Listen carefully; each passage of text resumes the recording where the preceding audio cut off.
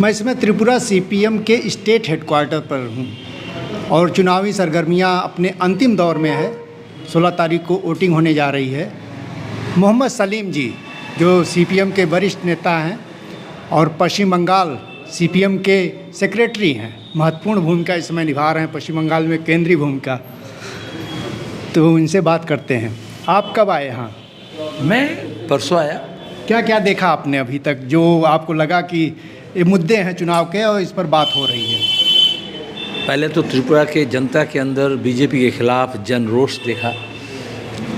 लोगों को पिछले 5 साल उनके अधिकार, जन अधिकार, मानव अधिकार, लोकतांत्रिक अधिकार उससे महरूम किया गया था। तो अभी पिछले कई महीने से गांव के लोग, शहर के लोग वो उभर कर आ रहे हैं सामने कि उनको अपना अधिकार वापस लेना है। दूसरी बात है भ्रष्टाचार जो है और वादा खिलाफ़ी हुआ। पिछले बार वो जो विजन डॉक्यूमेंट्स बोल के 299 पॉइंट्स बोले थे, आज बीजेपी के कोई नेता को वो 299 के अंदर 9 पॉइंट्स भी याद नहीं है। तो अभी उनको बोलना चाहिए था कि हम ये बोल करके आए थे, ये किए हैं, उसके हिसाब वो लेखा जोखा नहीं दे रहे हैं। तो एक जैसे पूरे देश में मोदी, अमित शाह, योगी से धोखाधड़ी हुआ के द्वारा, उसी तरह से त्रिपुरा के लोग भी देख रहे हैं कि किस तरह से धोखा हुआ।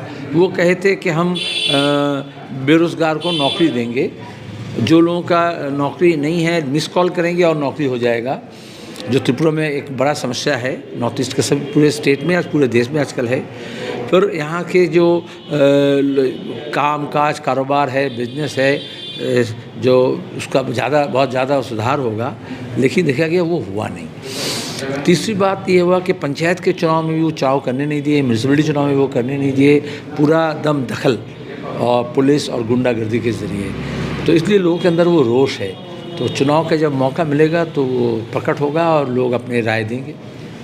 कमेटी आप जो बातें कह रहे हैं, मैं कई नेताओं से सीपीएम के बात किया तो एक कॉन्स्टिट्यूशन वाला सवाल, डेमोक्रेसी वाला सवाल, या जो यहाँ शांति भंग हुई है, लॉ एंड ऑर्डर, ये सब बातें हो रही हैं। तो ये माना जाए कि ये एक जनरल बातें हैं। पर्टिकुलर अगर कुछ कहें जो जनता के बुनियादी सवाल हैं, उनके रोजी रोटी के सवाल हैं, रोजगार के सवाल हैं, ये क्या मुद्दा बन पा रहे हैं या इन्हीं सवालों पर वोटिंग हो रही है, इन्हीं सवालों पर जनता सोच रही है? नहीं, आपका पहला सवाल के जवाब में ना तो मैं संविधान कहा, ना तो लोकतंत्र कहा। बाकी और लोगों से मैं बातचीत किया था, आपने जो बातें कही उसमें चीज़ें आ रही हैं कि 5 साल में क्या चुनाव लोग देते हैं कुछ उम्मीद के साथ, फिर दोबारा जब चुनाव में हिस्सा लेते हैं तो वो उम्मीद का आकलन करते हैं कि उसमें जो सरकार है वो उससे खरी उतरी है या उससे वो बिगाड़ हुआ है। और दूसरी बात है फिर वो देखते हैं कि हमें क्या मिला, क्या सोचा था। तो यहाँ पे जो है वो बंगला में कहते हैं स्वप्न भंग, हिंदी में भी कहते हैं तत्सम में, कि ये उनका जो है ख्वाब दिखाया गया था और मोदी जी ख्वाब बेचने में माहिर हैं, लेकिन ख्वाब बेचने से अब वो पूरे देश को बेच रहे हैं। तो लोग जो है वो देखते हैं अपना रोटी रोज़ी का सवाल, महंगाई का सवाल। देखिए,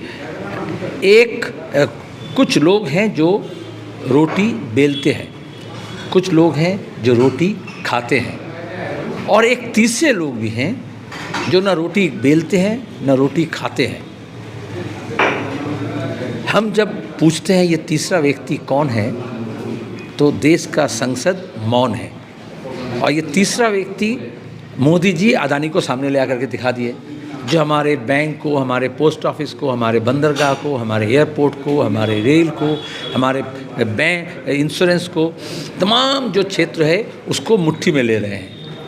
और दूसरी तरफ मोदी जी का और उनके बजट का पूरा ध्यान है किस तरह से अदानी का बचाव किया जाए, जबकि हम ये कह रहे हैं कि देश की जनता, किसान, खेती करने वाले लोग, आदिवासी, हमारे जो जनजाति हैं, हमारे जो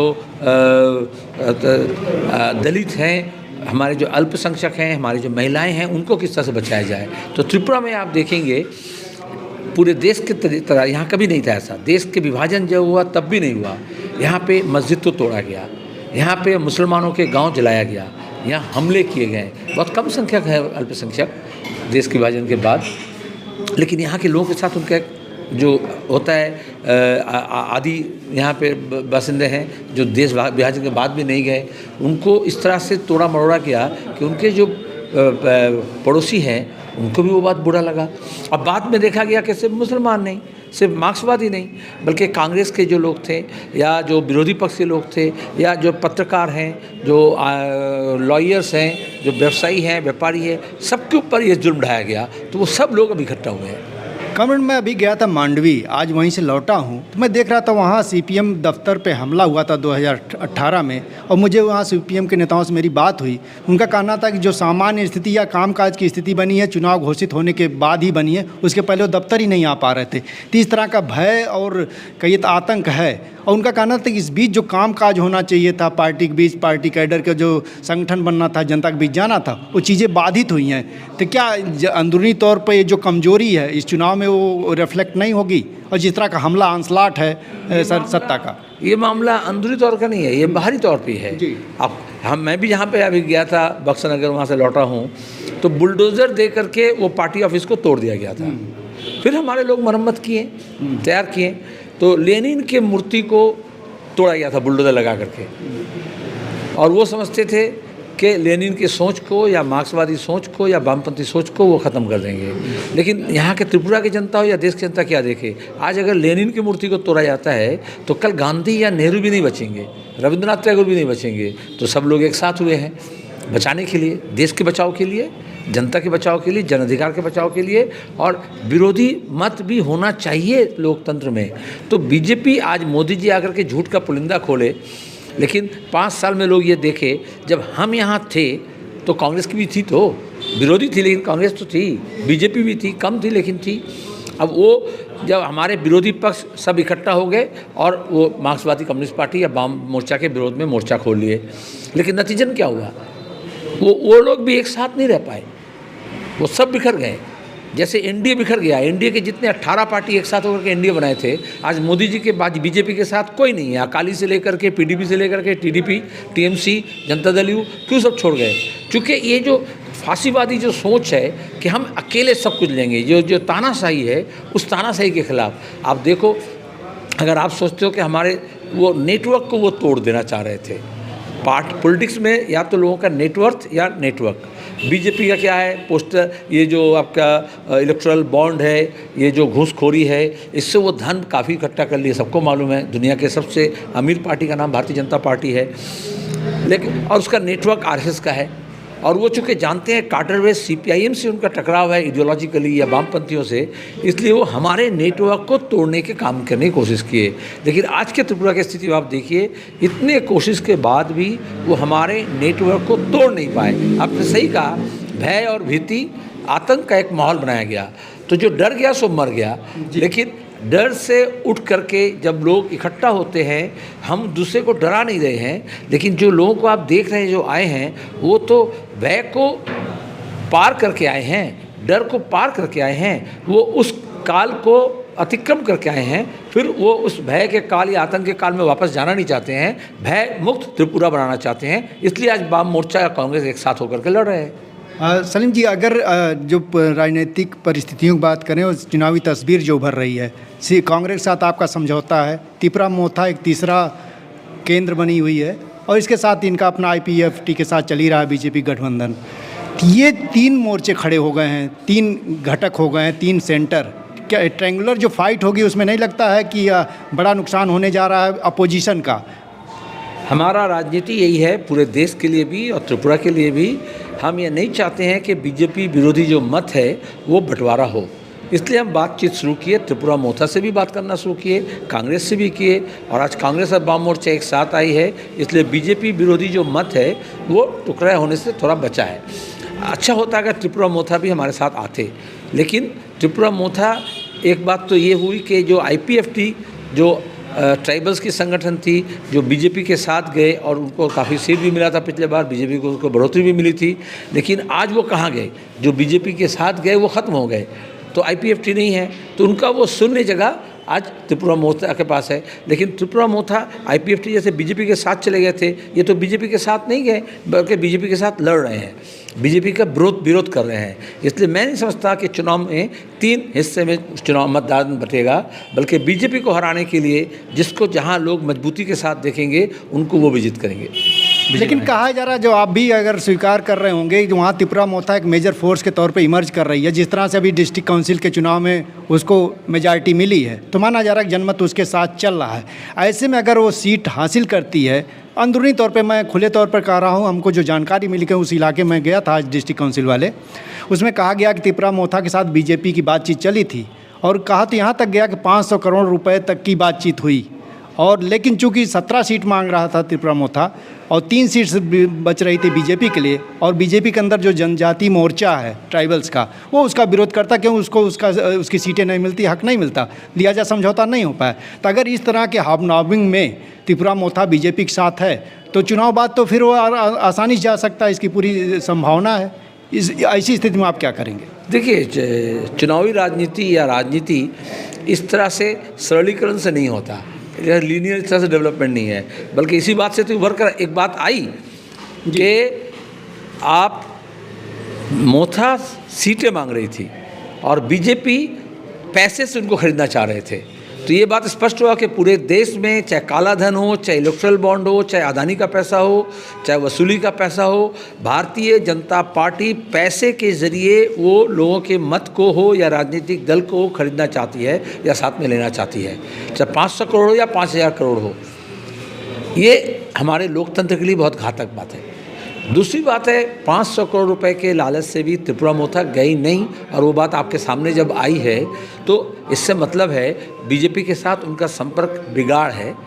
और जनजाति मोर्चा आप बोले, उनके साथ जो जनजाति संगठन है, बीजेपी अपने संगठन को जनजाति नहीं कहती, उसको वो वनवासी कहते हैं। वो तो जो ट्राइबल्स हैं उनको मनुष्य हिसाब से स्वीकार नहीं करते, उनको वनवासी कहते हैं, क्योंकि उनको अगर आदिम जाति कहेंगे या आदिवासी कहेंगे या ट्राइबल्स कहेंगे या जनजाति कहेंगे, तो जो आरएसएस का जो राजनीतिक तत्व है वो बिखर जाएगा, कि वो समझते हैं एरियंस जो हैं वही यहाँ के आदि हैं, जो आपका हिंदी हार्टलैंड के जो आर्यावर्त के जो नागरिक हैं वही नागरिक हैं, और बाकी सब आगे। तो यहाँ के जो मंगोलॉइड्स लोग हैं उनको तो वो चीनी समझते हैं, उनका नाक देख करके, आँख देख करके।